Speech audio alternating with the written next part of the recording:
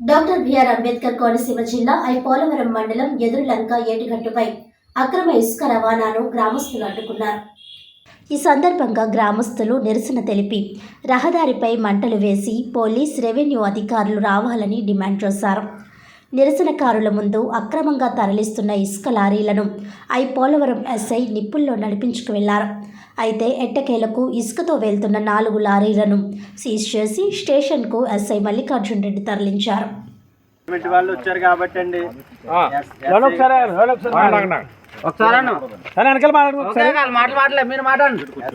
Department వాళ్ళని పంపించారు కాబట్టి అండి ప్రజెంట్ ఏ లారీలు అయితే ఇక్కడ ఆగున్నాయో ఆ లారీలని ఇప్పుడే తక్షణమే సీజ్ చేయాలి.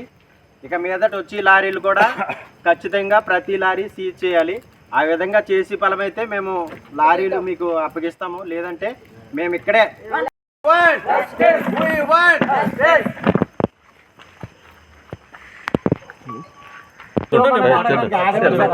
ఇప్పుడు అసలు మీరు ఇప్పుడు 12 అయినా కానీ మేము వచ్చామా పక్కన కట్టడానికి ఎత్తకుండా ఏం కాదు కదా. ఒకటి మీరు రోడ్డు పక్కన కట్టినా కానీ అడిగాడు ఒకటే మీరందరూ ప్రశాంతంగా ఉన్నప్పుడు మేము ప్రశాంతంగా ఉంటాం. మీరు ప్రశాంతంగా లేకపోతే ఏ రోజు కూడా మేము ప్రశాంతంగా మమ్మల్ని అసలు ఎందుకంటే నెలల తరబడి సంవత్సరాల తరబడి నిద్రనే ఇవ్వట్లేదండి. ప్రశాంతంగా మేము కూడా పడుకోనే ఇవ్వట్లేదు మా పిల్లలతోటి. అన్ని ఊర్లో ప్రశాంతంగా ఉన్నాయని మీరు ఇక్కడ బాధతో ఉంటే మేము ఎట్లా ఉంటాం? నాకు ఫోన్ చేశారు, ఇమీడియట్ గా వచ్చేసి అసలు వాళ్ళు పోలవరం మండలం అండి, రామాలయంపేట అండి. మరి మాకు చాలా బాలయ్య గారు ఊరండి, చాలా ఇబ్బందిగా ఉంటుందండి. మాకు అప్పుడే సంవత్సరం మట్టించి ఇలాగే లారీలు వెళ్ళిపోతున్నాయండి. కానీ అయినప్పటికైనా మేము చాలా ఇబ్బంది పడుతున్నామండి. మాకు గుంటలడిపోయి మరి చంటి పిల్లలు కూడా ఉంటున్నారండి. మరి గబాల్ని మరి ఆ చంటి పిల్లలు కూడా గబాల్ని ఏటుగట్టు మీద ఉంటుంటారండి. మరి ఏటుగట్టు మీద ఉండేటప్పుడు మరి బిడ్డలకు కూడా అపాయాలు జరుగుతాయండి. మరి అటువంటి ఇబ్బందులు రాకూడదని మేము ఎంతో బాధపడుతున్నామండి. మరి తిరగటానికి కూడా మాకు ఖాళీ స్థలాలు ఉండలేదండి. మా భూములు కూడా వేసుకుని ఏటుగట్టు బాలయ్య గారు ఇలాగా చేయించారని అంటే మరి మాకు అసలు ఏది మరి చాలా ఇబ్బంది పెట్టేస్తున్నారండి ఈ లారీల వల్ల. అది డిఎంసీ బాలయ్య గారు స్వగ్రామం ఎదురులంక రామాలయంపేట అండి. ఇప్పుడు ఏంటంటే మేము ఇంచుమించు ఒక సంవత్సరం నుంచి లారీలు ఇలా తిరుగుతూనే ఉన్నాయండి.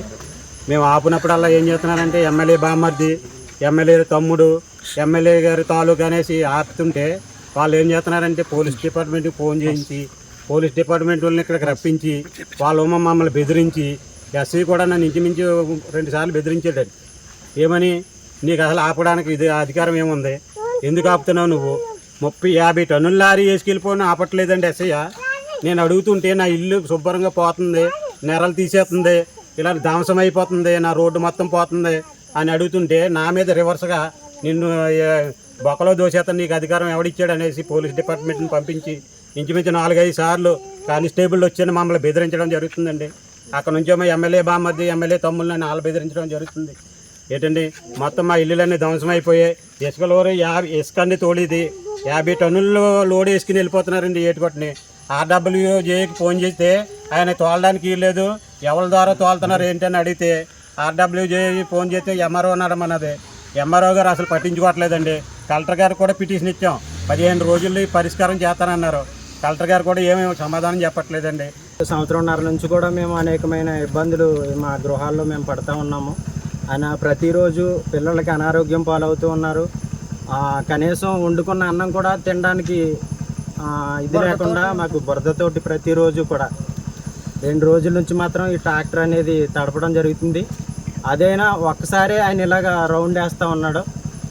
కనీసం వండుకున్న అన్నం కూడా మాకు తినడానికి ఇది లేకుండా అవుతుంది. పిల్లలైతే ప్రతి 2 రోజులకు ఒకసారి అనారోగ్యం పాలవుతూ ఉన్నారు. ప్రతిరోజు నైటు మాకు నిద్రపోవడానికి కూడా ఆస్కారం లేకుండా అసలు నిద్ర అనేది ఉండట్లేదు మాకు గృహాల్లోని.